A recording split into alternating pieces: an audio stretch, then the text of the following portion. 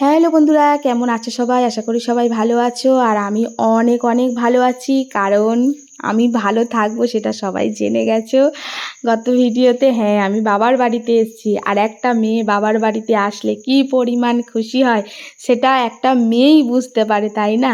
একটা মেয়ে বুঝতে পারবে যে সব থেকে বাবার বাড়ি আসার পরে তার কতটা আনন্দ হয়, সেই রকম আমারও। হ্যাঁ, মাঝে অনেক বছর পরেই কিন্তু আমি বাবার বাড়িতে এলাম। যাই হোক, তোমরা অনেকেই তখন জিজ্ঞাসা করতে, দিদি তোমার বাবার বাড়ি কি নেই? তুমি কি বাবার বাড়িতে যাও না? তোমার বাবার বাড়িতে কে আছে? অনেকের অনেক রকম প্রশ্ন ছিল। তো আজকে এই ভিডিওটা সবার কাছে অনুরোধ করব, একটু প্রথম থেকে লাস্ট অবধি দেখো আর আমার কথাগুলো শুনো, তাহলে তোমাদের অনেকের প্রশ্নের উত্তর পেয়ে যাবে। আর আমার বন্ধুরা যখন জিজ্ঞাসা করে, আমি চাই যতটা পারি আমি তাদেরকে সেইগুলো বলতে, ঠিক আছে? তো সেই রকম আজকে তোমাদের সঙ্গে আমার বাবার বাড়ি নিয়ে তোমাদের সঙ্গে তোমাদের যত প্রশ্ন সবগুলোরই উত্তর দেবো। তো যাই হোক, আমি মাঝে ওই যে 3 থেকে 4 বছর আসিনি। তো এবার এখন তোমরা অনেকে আবারও প্রশ্ন করবে, দিদি বাপের বাড়িতে তাহলে কি ঝগড়া হয়েছিল, তুমি কেন আসোনি? দেখো, ঝগড়া ঝাঁটি সব সংসারেই হয়। আর সংসার মানেই কি বলো তো, ওই ওঠানামা হবে। তো যাই হোক, আমি মনে করি নেগেটিভিটি না ছড়িয়ে ভালোটা যদি তোমাদের সামনে তুলে ধরতে পারি, তাহলে আমাকে দেখে আরেকজন শিখতে পারবে। তো আমিও সেই রকম মনে করি যে খারাপটাকে ইগনোর করি, যেগুলো ভালো সেগুলোই তোমাদের সঙ্গে তুলে ধরি, তাহলে আরেকজন আমার ভিডিও দেখে সে মোটিভেশন পাবে যে না, এই তো সুন্দর জীবন, এইভাবে চলছে, দারুণ। আমাকে দেখে সেও কিছুটা শিখতে পারবে। তো এই হচ্ছে কথা। তো হ্যাঁ, আমি বাপের বাড়িতে এসেছি। এখন তোমাদের কথা, দিদি তোমার বাবার বাড়ি কোথায়? আমার বাবার বাড়ি যদি তোমাদের চেনাতে যাই, জানো তো, এমন একটা জায়গা তোমাকে বলতে হবে যেন যেই জায়গাটা অনেক দূরের লোক পর্যন্ত জানে। তাই আমরা প্রথমেই বলে থাকি বাঁকড়াহাট বড় কাছারি, বললে সবাই চেনে। তো ওখানেই আমার বাবার বাড়ি। এবারে যদি পিওর লোকেশান বলি, তাহলে কিয়াতলা হাট, কদমতলা। এই হচ্ছে আমার বাবার বাড়ির লোকেশান। তো এখানেই হচ্ছে আমার বাবার বাড়ি। আর এখানেই আমার বেড়ে ওঠা, এখানেই আমার জন্ম। তো এই হচ্ছে কথা। আর এখন বলি আমার বাবার বাড়িতে কে কে আছে। তোমরা অনেকেই প্রশ্ন করো। তো বাবার বাড়িতে আছে সর্বপ্রথম যিনি, তিনি হচ্ছে আমার দাদু। ঠাকুমা নেই, উনি গত হয়েছে আজ অনেক বছর, প্রায় 10 বছর। তো 10 থেকে 12 বছর হবে হয়তো। শুধু দাদু আছে। আর এখন বাবা, মা, দাদু, ভাই, ভাইয়ের বউ, আর আমার ভাইয়ের 2টো মেয়ে। তো এই হচ্ছে আমার বাবার বাড়িতে এখন লোক। আর বাবার বাড়িতে আমি বেশি কেন যাই জানো? আমার বাবার বাড়িতে আমি খুব খুব যাই।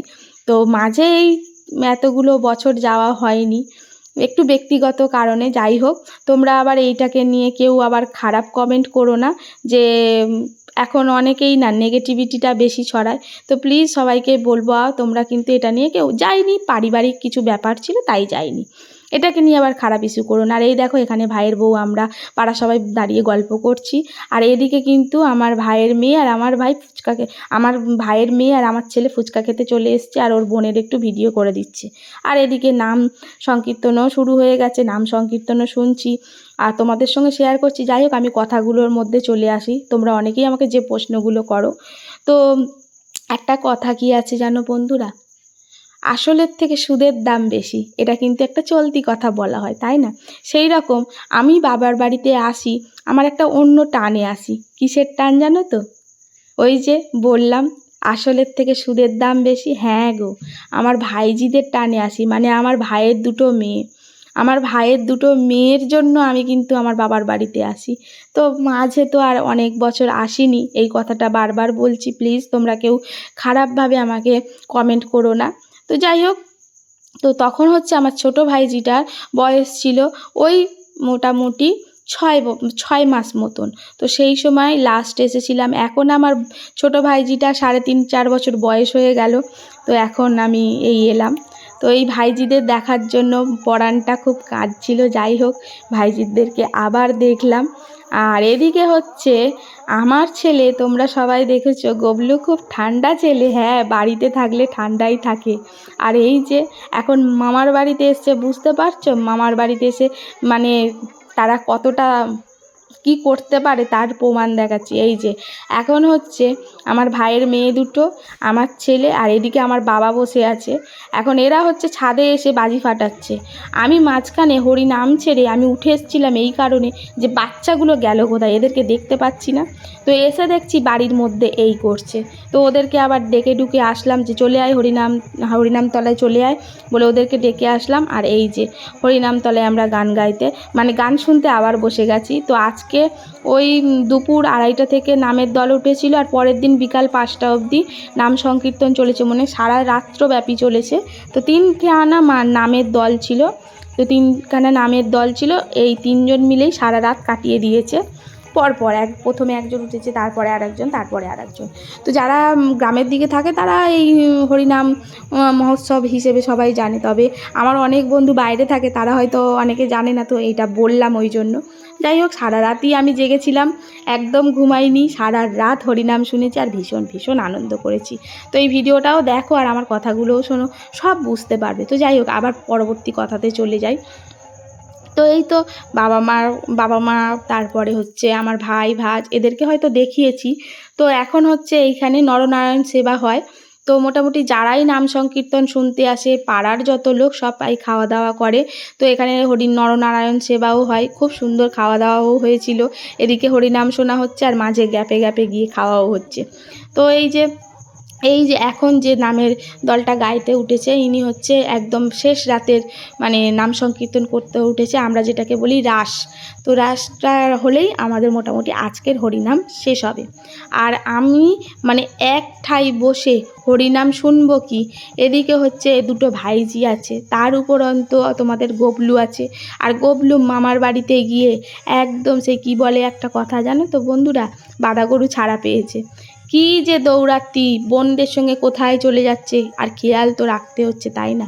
তো যাই হোক, তার মধ্যে ওদেরকেও খেয়াল রাখছি, হরিনাম শুনছি। আর বন্ধুরা, আমি কিন্তু খুব বেশি দিন থাকতে পারিনি, কারণ ওই যে গবলুর স্কুল ছিল, মানে যেদিন হরিনাম হয় সেদিনের আগের দিনকে রাত্রেবেলায় গেছি। আর রবিবার সারাদিন হরিনাম হয়েছে, সোমবার হয়েছে, কারণ সোমবার হচ্ছে শেষ হরিনাম ছিল, দুপুরের মধ্যে হরিনাম উঠবে আর সন্ধ্যা হয়ে গেছিলো শেষ হতে, সন্ধ্যা না মোটামুটি রাত হয়ে গেছিলো। তো ওই দিনকে হয় ভোগ, তো ওই জন্য ওই দিনকে আর আমি আসতে পারিনি, কারণ আমাদের গ্রামেতে কিছু মানে আছে যে ভোগের দিকে পিছন করে আসতে নেই, তো তাই জন্য আর আসতে পারিনি। আমি এসেছিলাম ওই মঙ্গলবার দিকে, মানে সন্ধ্যা হয়ে গেছিলো, বাড়ি ফিরেছিলাম।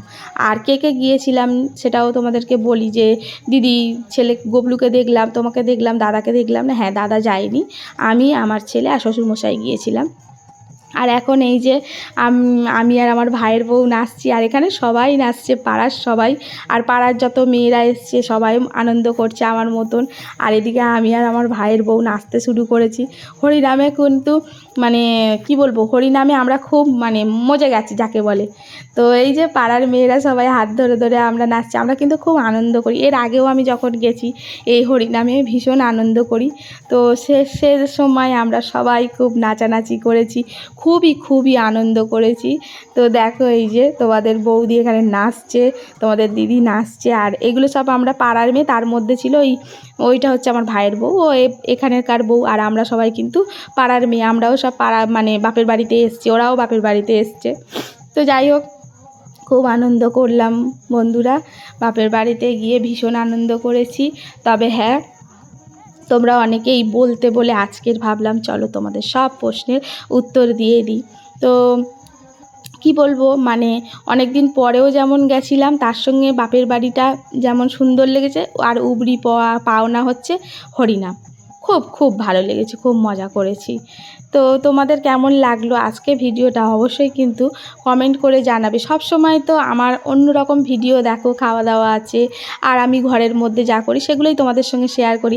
আজকে একটু অন্যরকম ভিডিও দেখালাম, জানি হয়তো অনেকের ভালো লাগবে না, কিন্তু যারা আমাকে ভালোবাসে তারা কিন্তু আমার ভিডিওটা আজকে দেখবে। আর আমি তোমাদের কাছে আশা করব আজকে খুব সুন্দর, মানে যাকে বলে খুবই সুন্দর গঠনমূলক তোমরা একটু কমেন্ট করবে। আর এটা আমি তোমাদের কাছে আশা রাখি, জানিও আমার বন্ধুরা ভালো কমেন্ট করবে।